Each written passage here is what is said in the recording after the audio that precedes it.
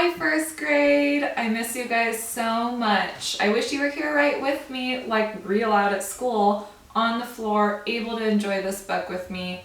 But it's so fun that we get to do this from the comforts of our home.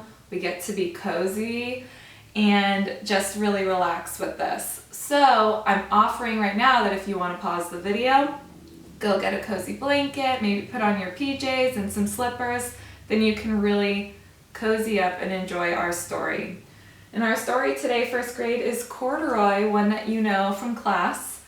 And Corduroy is written by Don Freeman. Don Freeman is the author, and the author is the person that writes the words in a book.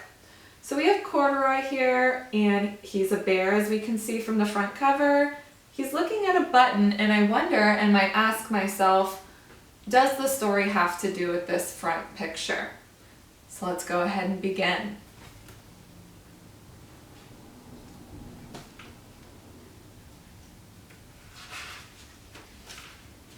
Corduroy.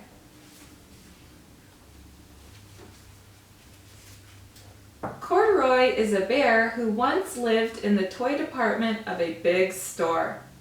Day after day, he waited with all the other animals and dolls for somebody to come along and take him home. The store was always filled with shoppers buying all sorts of things, but no one ever seemed to want a small bear in green overalls. Then one morning, a little girl stopped and looked straight into Corduroy's bright eyes. "Oh, Mommy," she said, "look, there's the very bear I've always wanted." "Not today, dear," her mother sighed. "I've spent too much already. Besides, he doesn't look new. He's lost the button of one of his shoulder straps."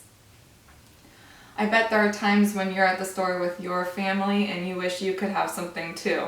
So that's definitely something you could relate to with the little girl in this book. Corduroy watched them sadly as they walked away. "I didn't know I'd lost a button," he said to himself. "Tonight I'll go and see if I can find it." Late that evening, when all the shoppers had gone and the doors were shut and locked, Corduroy climbed carefully from his shelf and began searching everywhere on the floor for his lost button. Suddenly, he felt the floor moving under him. Quite by accident, he had stepped onto an escalator, and up he went. Could this be a mountain? He wondered. I think I've always wanted to climb a mountain. He stepped off the escalator as it reached the next floor, and there before his eyes was the most amazing sight. Tables and chairs and lamps and sofas and rows of beds. "This must be a palace," Corduroy gasped. "I guess I've always wanted to live in a palace." This looks so fun. I wish that I could go into a store when no shoppers are there and be able to have it all to myself. I don't know about you guys, but the first thing I would do is probably jump on one of those beds. He wandered around admiring the furniture. "This must be a bed," he said. "I've always wanted to sleep in a bed." And he crawled up onto a large, thick mattress. All at once he saw something small and round. "Why, here's my button!" he cried. And he tried to pick it up. But like all the other buttons on the mattress, it was tied down tight. Is that Corduroy's button? What do you think? He yanked and pulled with both paws until, pop! Off came the button, and off the mattress Corduroy toppled. Bang! Onto the floor, knocking over a tall floor lamp. Over it fell with a crash.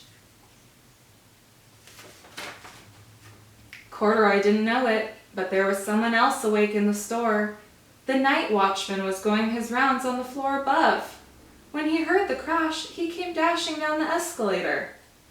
"Now who in the world did that?" he exclaimed. "Somebody must be hiding around here.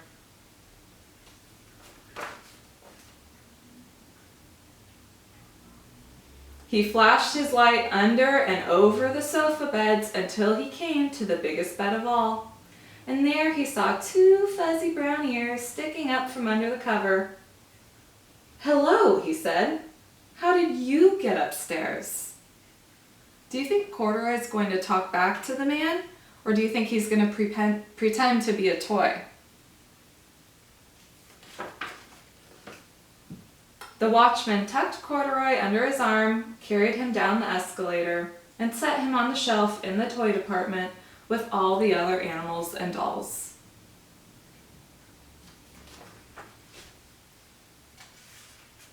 Corduroy was just waking up when the first customers came in the store in the morning, and there, looking at him with a wide, warm smile, was the same girl he'd only seen a day before. "I'm Lisa," she said, "and you're going to be my very own bear. Last night I counted what I saved in my piggy bank, and my mother said I could bring you home." "Shall I put him in a box for you?" the saleslady asked. "Oh, no thank you," Lisa answered, and she carried Corduroy home in her arms. She ran all the way up 4 flights of stairs into her family's apartment and straight to her own room. Corduroy blinked. There was a chair and a chest of drawers, and alongside a girl-sized bed stood a little bed, just the right size for him. The room was small, nothing like the enormous palace in the department store. "This must be a home," he said. "I know I've always wanted a home." Lisa sat down with Corduroy on her lap and began to sew a button on his overalls. "I like you the way you are," she said, "but you'll be more comfortable with your shoulder strap fastened." "You must be a friend," said Corduroy. "I've always wanted a friend." "Me too," said Lisa, and gave him a big hug. I know when we read this story in class, we all always love that last page, and we always say, "Aww," and it gives us those warm fuzzies. So I hope that reading Corduroy today gave you some warm fuzzies. I miss you so much, first grade. Can't wait for another story time. Bye.